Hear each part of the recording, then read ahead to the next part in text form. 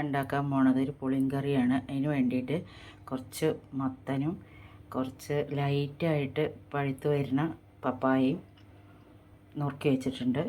അതിലേക്ക് പരിപ്പ് വേണം, കുറച്ച് മഞ്ഞൾപ്പൊടി ഒരു 1.5 ടീസ്പൂണും കുറച്ച് ഉപ്പും, പുളി വെള്ളത്തിലിട്ട് വെച്ചിട്ടുണ്ട്, പുളി ആവശ്യമുണ്ട്.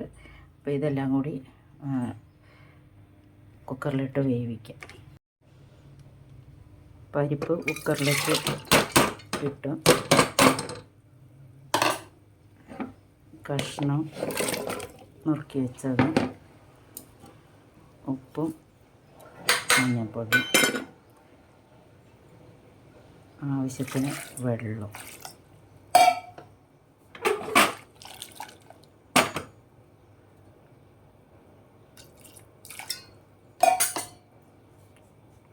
അടച്ച് വെച്ചിട്ട് വേവിക്കുക.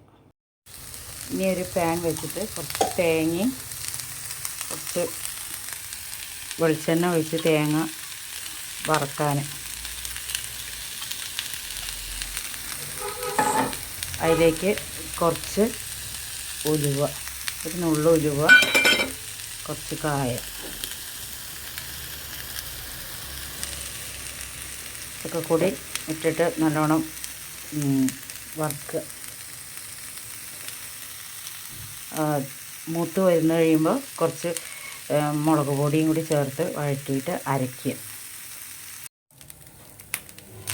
ഇത്രയും വഴറ്റിക്കഴിഞ്ഞാൽ കുറച്ച് മുളക് പൊടിയും കൂടി ഇടുക. എന്നിട്ടൊന്ന് ചൂടാക്കിയിട്ട് ഓഫാക്കുക.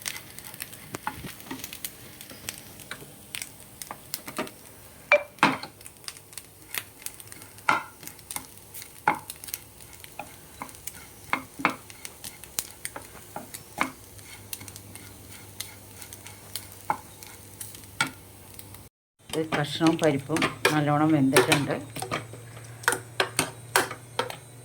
ഇനി ഇതിലേക്ക് നമുക്ക് പുളി പിഴിഞ്ഞത് പാരാം.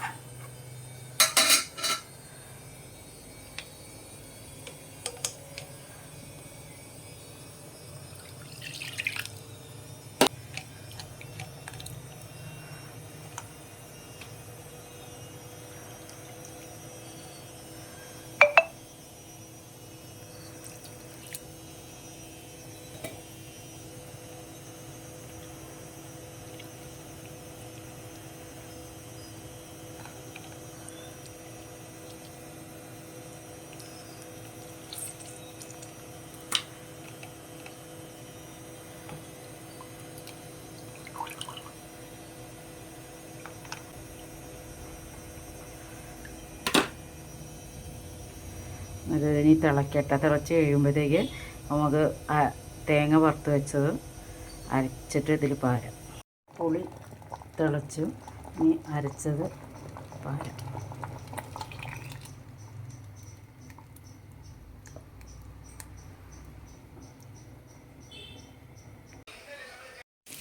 ഇത് തിളച്ച് ഉപ്പ് നോക്കിയിട്ട് ഓഫാക്കുക.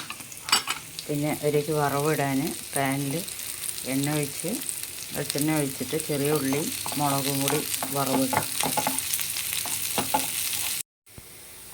ഉള്ളി വഴറ്റി അത്